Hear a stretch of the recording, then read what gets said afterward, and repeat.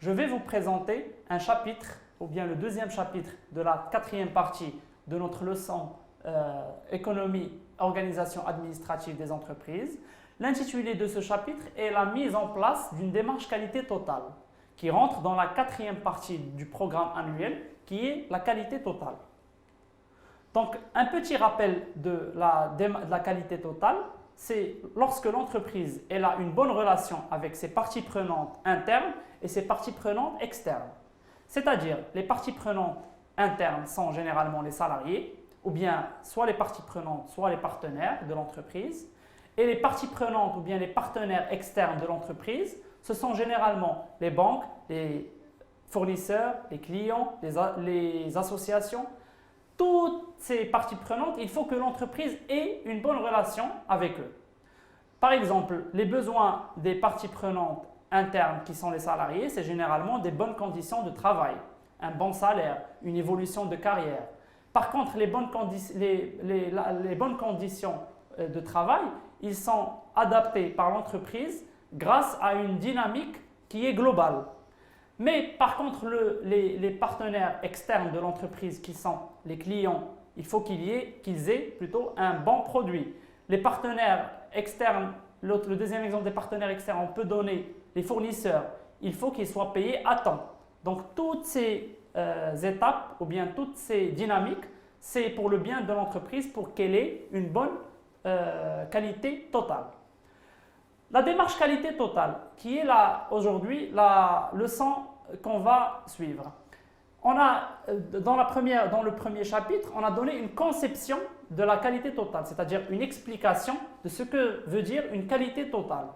On a dit que lorsque l'entreprise est divisée sous forme de processus, c'est-à-dire on a donné l'exemple du processus de recrutement qui est au sein du département ressources humaines, qui est composé aussi d'un ensemble d'étapes. Lorsque chaque étape de ce processus est de bonne qualité, le processus il est aussi, et par conséquent l'entreprise en entière elle est de bonne qualité. Par contre, la démarche qualité totale, ce sont les actions qu'il faut adopter pour qu'il y ait une bonne qualité totale au sein de l'entreprise. Donc, d'origine japonaise, la qualité totale est une approche systémique et globale de l'entreprise. La démarche de la qualité totale, elle est d'origine japonaise. Ce sont les Japonais qui ont adopté pour la première fois la qualité totale et qui l'ont dénommée Total Quality Management en anglais. Mais aussi, il faut adopter un concept qu'on a dénommé le zéro défaut ou bien les 5 zéros olympiques. Qu'est-ce que ça veut dire les 5 zéros olympiques? Zéro défaut, zéro stock, zéro panne, zéro papier, zéro délai. Zéro défaut, la fabrication sans faille. C'est-à-dire au sein du département production de l'entreprise, il faut qu'il n'y ait aucune faille ou bien aucune défaillance du produit bien sûr. C'est-à-dire le produit, il doit être conforme à la conception de ce dernier. C'est-à-dire selon la conception, il faut qu'il y ait un produit adapté. Zéro stock. L'entreprise, elle fait des stocks, elle réalise des stocks, donc elle perd de l'argent. Par exemple, une entreprise qui travaille dans le secteur du textile, pour qu'elle stocke ses jeans ou bien ses capuchons, elle doit louer un magasin, elle doit payer un gardien qui va surveiller le magasin. Donc, ce sont des charges pour l'entreprise. Zéro panne, fiabilité des processus de fabrication. C'est-à-dire, lorsque l'entreprise elle produit un bien ou bien un service, en fin de compte, il faut que ce bien ou bien ce service, il y ait une fiabilité, c'est-à-dire qu'il soit tous les processus, dans tout le département production, il faut qu'il n'y ait aucune faille, aucune défaillance. Zéro papier, la réduction des opérations administratives ou bien ce que l'on dénomme la paperasse administrative. Par exemple, un produit, ou bien l'exemple toujours de l'entreprise spécialisée dans le secteur du textile, il se peut que lorsqu'elle a un besoin de production, que le salarié ou bien que l'ouvrier transmette à l'administration, l'administration elle le transmette au directeur, le directeur il le transmet aux associés. Ce sont des étapes qui, dans certains cas, elles sont inutiles. Donc il faut réduire le maximum possible ces étapes pour transmettre l'information.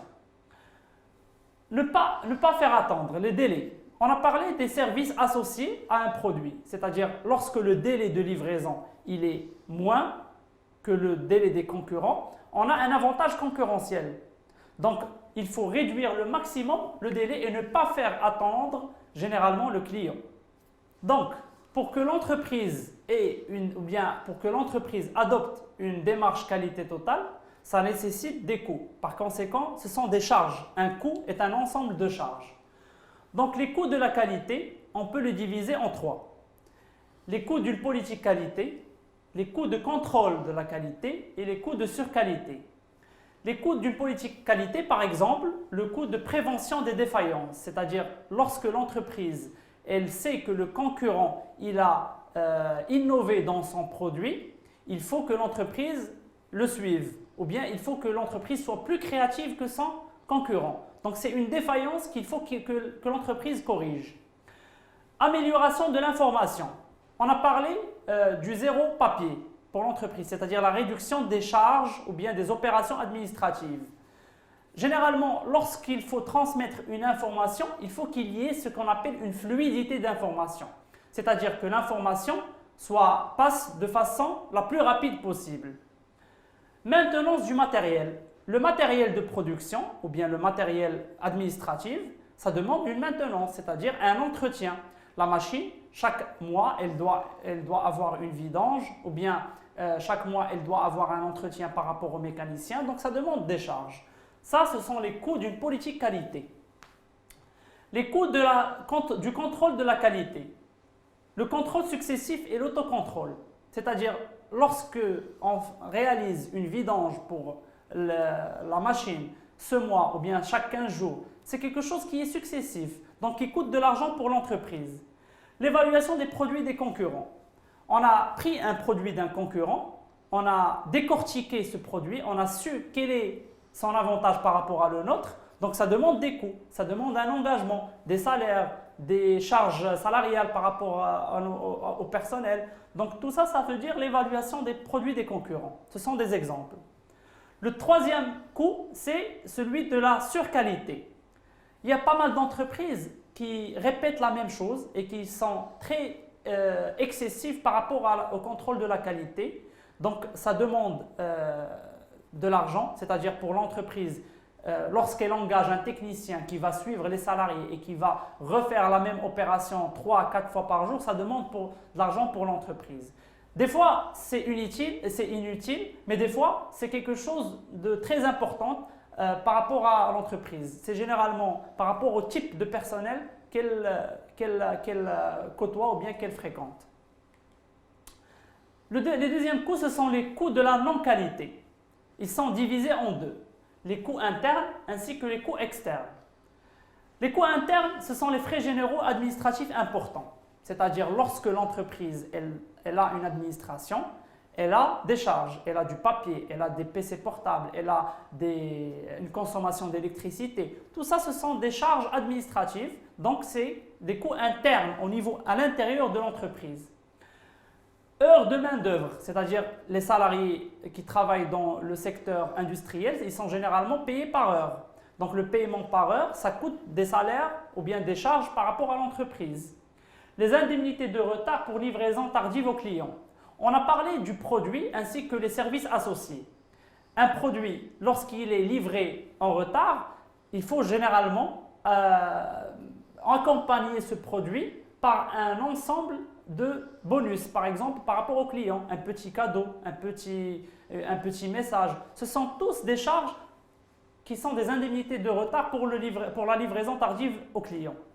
Les coûts externes, la réclamation de la clientèle. Généralement, les clients, ils sont très imposants et d'où l'adage du client est roi. Donc, la réclamation du client, c'est-à-dire c'est un coût externe par rapport à l'entreprise, un coût direct ou indirect. La dégradation de l'image de marque, c'est-à-dire la réputation de l'entreprise par rapport à ses clients, il faut que l'entreprise l'améliore. Pour que l'améliore, elle doit engager des charges financières. La diminution des ventes, ce sont aussi lorsque l'entreprise elle vend un peu moins ce mois que le mois dernier. Donc ce sont des charges pour l'entreprise. Donc pour résumer le chapitre numéro 2, on peut dire qu'on peut le diviser en 4 parties. La définition de la démarche qualité totale, qui sont un ensemble d'étapes par rapport à l'entreprise ou bien un ensemble d'actions qu'elle doit adopter pour qu'elle ait une bonne qualité totale. Ces étapes ou bien ces actions, on peut les résumer sous forme du concept 5-0 olympique. Un zéro défaut, zéro stock, zéro panne, zéro papier, zéro délai. Le zéro défaut, je rappelle qu'il ne faut qu'il n'y ait aucune défaillance dans l'entreprise, dans toute l'entreprise de façon très globale. Stock, c'est-à-dire zéro stock, il faut que l'entreprise minimise le stock le maximum possible. C'est-à-dire que l'entreprise, elle est dans l'obligation de livrer ce qu'on appelle le juste à temps, c'est-à-dire production-livraison. Ça permet d'avoir 2 avantages, de minimiser les stocks et par conséquent de minimiser les coûts ou bien les charges de ces stocks et de livrer le client dans les plus brefs délais. Zéro panne, par rapport, généralement on a pris l'exemple de la machine, il faut qu'il y ait zéro panne le maximum possible, donc ça demande de l'entretien, ça demande un renouvellement de l'infrastructure, c'est-à-dire des machines de l'entreprise, ce qui demande de l'argent. Zéro papier, la réduction maximum possible des charges ou bien des opérations administratives, ce que j'ai dénommé la paperasse administrative, c'est-à-dire lorsqu'une entreprise est là, elle rend compliquée la passation d'une information, du plus petit salarié au plus haut cadre de l'entreprise. Le zéro délai, c'est la minimisation maximum possible du délai de livraison par rapport au client. On a aussi parler de coûts de la qualité et des coûts de non-qualité. Les coûts de la qualité, on a parlé de politique de qualité, contrôle de qualité et des coûts de surqualité. Les coûts de la non-qualité, on a divisé les deux en interne, c'est-à-dire à l'intérieur de l'entreprise, par exemple les charges administratives. Et on a parlé aussi des coûts de la non-qualité, c'est-à-dire des coûts de non-qualité externes. Ce que l'on a dénommé, ou bien on a donné pas mal d'exemples, tels que les réclamations de clients. Les clients, ils sont imposants, ils réclament chaque jour la non-qualité de l'entreprise ou bien du produit de l'entreprise, ce qui est défaillant par rapport à cette dernière. Le chapitre numéro 3 qui est intitulé « Action pour l'amélioration de la qualité service ». Avant de faire ce chapitre ou bien avant de présenter ce chapitre, j'aimerais bien faire un petit rappel des notions précédentes.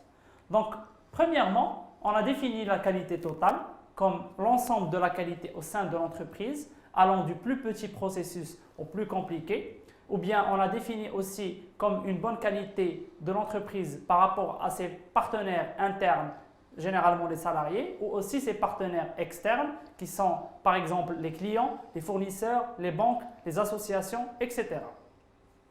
On a aussi défini le concept de 5-0, et on est passé au final au coût de la qualité, où on a divisé les coûts de qualité en coûts de qualité et coûts de non-qualité. Les coûts de la qualité, on a abordé pas mal d'exemples, comme la défaillance des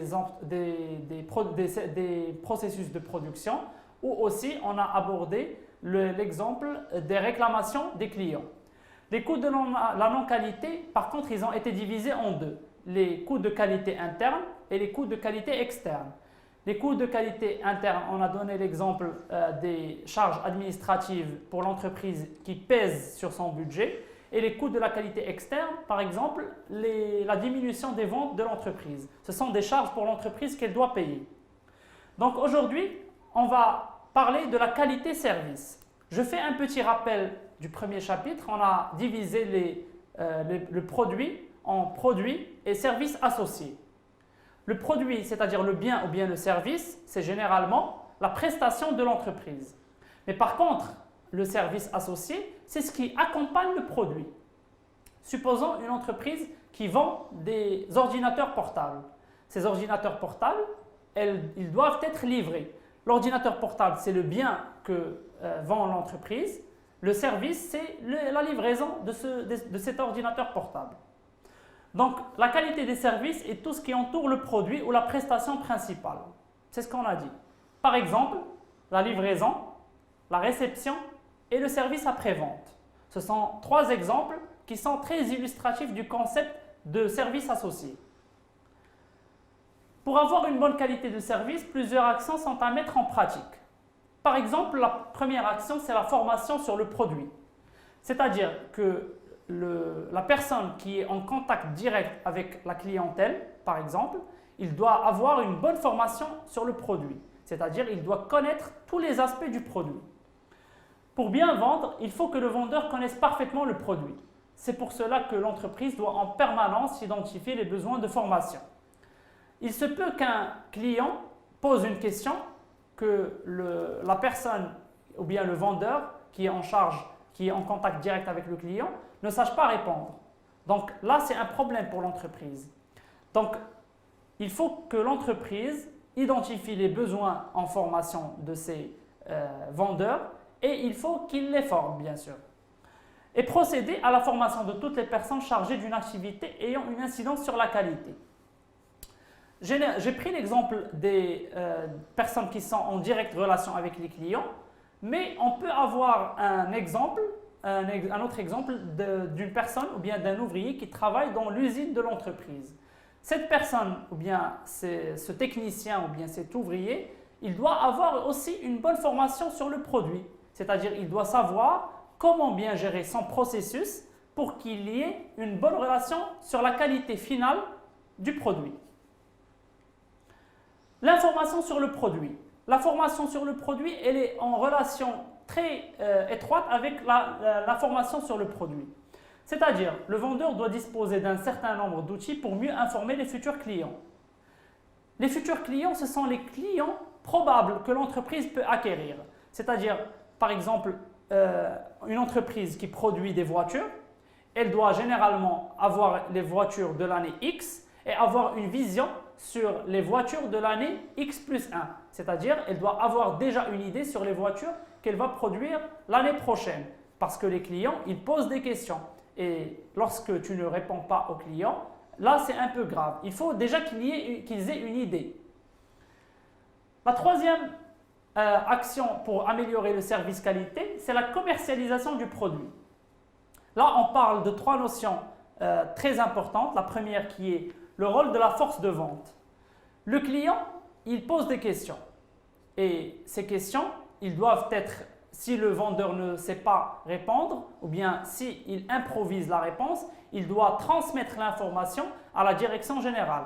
Là, on parle de flux entrant, c'est-à-dire lorsque le client remontait des informations provenant de la clientèle. On peut aussi parler de flux sortant de l'entreprise, c'est-à-dire l'entreprise qui donne les informations aux clients et non pas le contraire. Le deuxième concept dans cette partie commercialisation du produit est le profit du vendeur. Généralement, un vendeur, il doit être à l'écoute, il doit avoir une écoute active par rapport au client, il doit savoir bien communiquer, il doit avoir une bonne culture générale et il doit surtout ce qui est important dans les temps actuels, c'est qu'il faut qu'il ait les bonnes manières. C'est-à-dire la clientèle ou bien le client, ils font des remarques par rapport à des choses telles que les bonnes manières. Donc il doit avoir un bon contact avec ses clients, bien communiquer, écoute active, s'adapter à chaque type de client qui est très important parce que la clientèle, il y a une variété des clients. Il n'y a pas un client qui sait le produit et un client qui ne sait pas le produit.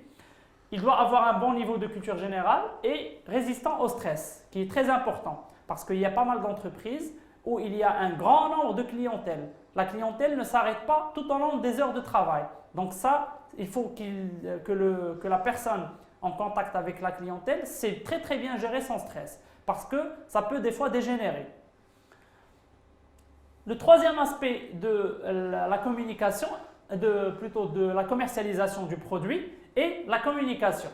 Pour faire connaître son produit et augmenter ses ventes, l'entreprise doit avoir une forte politique de communication. La politique de communication de l'entreprise, elle doit être, supposons une entreprise qui vend des voitures. Même si le client il est satisfait de sa voiture, puisque ça a été son choix, il faut que l'entreprise le recontacte pour lui demander son avis, pour lui demander ses remarques, les remarques de façon générale, non pas seulement sur le produit, mais surtout sur le service de l'entreprise. C'est ce qui détermine le service qualité par conséquent. Donc, parmi les actions de communication, on trouve la publicité de produits. C'est-à-dire l'entreprise, elle doit faire une publicité qui est attirant par rapport au client, qui vise à connaître l'existence du produit, à vanter ses qualités, c'est-à-dire à présenter les qualités, à générer une image favorable de l'entreprise, une image favorable par rapport à toutes ces parties prenantes, internes ou externes. Donc, pour résumer le troisième chapitre, on peut diviser notre chapitre en deux. On a défini la qualité de service, c'est-à-dire l'entreprise, elle a un service qui est associé au produit, au bien au service de l'entreprise. Ce service qualité, il doit avoir son poids par rapport au produit principal, puisque la clientèle, elle est généralement très imposante par rapport au service. On a donné pas mal d'exemples, comme celui de la livraison ou bien de service après-vente. Le service après-vente, généralement pour les marques de voitures par exemple, il faut que l'entreprise ait un bon service après-vente pour que l'entreprise achète ses voitures. Donc le service, ce n'est pas hors le produit principal, mais c'est quelque chose de connexe par rapport au produit principal, qui est déterminante de la décision d'achat ou non du client. L'action pour l'amélioration de la qualité-service. On a parlé de 3, la formation sur le produit, c'est-à-dire il faut que les personnes dans l'entreprise soient à jour par rapport au produit, soient à jour aux nouveautés du marché, des concurrents, c'est-à-dire qu'ils sachent comment les concurrents ont été créatifs par rapport à un produit, qu'ils innovent. L'information sur le produit, il faut que les salariés aient toutes les informations par rapport au produit, c'est-à-dire lorsque le client pose une question, il faut qu'il y ait une réponse et non pas une improvisation de la réponse. Et finalement, la commercialisation du produit, c'est-à-dire l'entreprise, elle doit améliorer son image de marque, sa réputation envers sa clientèle et vanter ou bien présenter les qualités de son produit et les présenter de manière plus conséquente ou bien plus illustrative comparé aux clients de l'entreprise. Tous ces parties qui déterminent la qualité de service au sein de la qualité totale de l'entreprise. Merci pour votre attention. J'espère que je vous ai bien présenté le chapitre qualité-service et je vous donne rendez-vous dans une autre leçon.